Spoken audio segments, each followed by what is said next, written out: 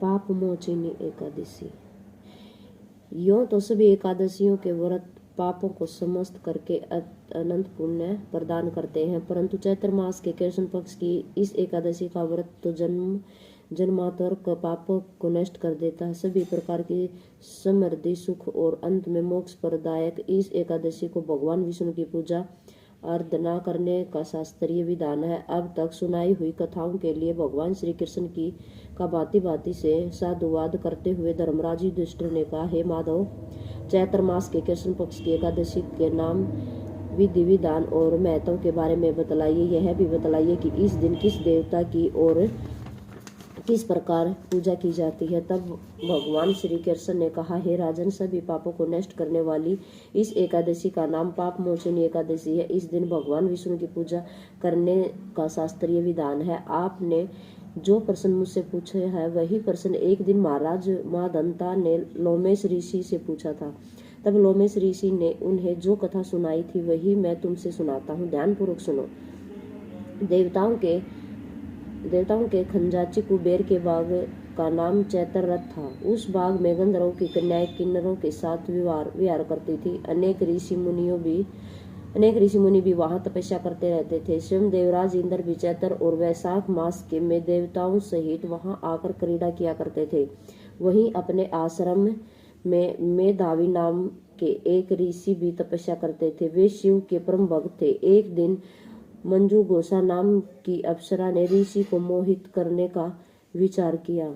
वह भय के मारे उनके समीप तो नहीं गई, परंतु दूर बैठकर वीणा पर मधुर गीत गाने लगी। उसी समय कामदेव भी मेधावी ऋषि को जीतने के लिए वहां आ पहुंचे। उन्होंने उस सुंदर अप्सरा की बाहों को धनुष, कटाक्ष की डोरी, नेत्रों के संकेत और कोचों की कुरी बनाकर मंजू गोसा को सेनापति बनाया। मेधावी ऋषि भी युवा एवं हष्ट पुष्ट थे और रथ और साथ ही यज्ञोपवीत तथा दंड धारण किए हुए ब्रह्मा तेज से युक्त मंजू गोसा ऐसे सुंदर ऋषि को देखकर उनकी सुंदरता पर मुग्ध हो गई और अपने गीत, चूड़ियों और नपुरों की झंकार तथा नृत्य और हाव भाव देखा कर मुनि को रिझाने लगी। कुछ समय तक यही क्रम चलता रहा और अंत में कामदेव ने ऋषि को पराजित कर दिया।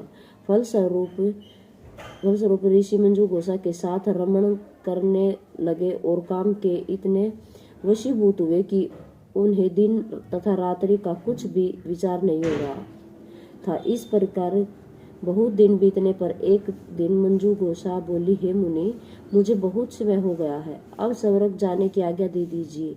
तब मुनि बोले, आज इसी संध्या को आई हो, प्रातःकाल होने तक चली जाना। मुनि के यह वचन सुनकर अप्सरा कुछ समय तक और रुकी रही। कुछ दिन बाद उसने पुनः मुनि से विदा मांगी तो मुनि कहने लगे कि अभी तो आधी रात भी नहीं हुई है, कुछ समय और ठहरो।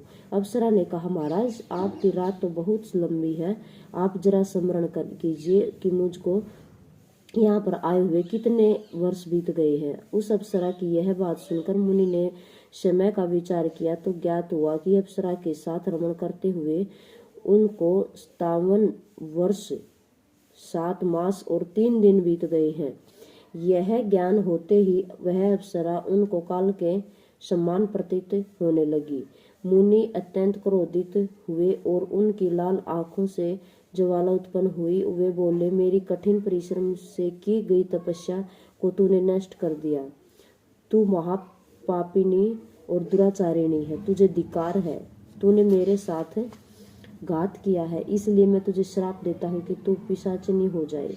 मुनि ने श्राप से मंजू गोसा उसी समय पिशाचिनी हो गई। वह भयभीत होकर मुनि से प्रार्थना करने लगी, हे महाराज, इस श्राप का किस प्रकार से निवारण कीजिए।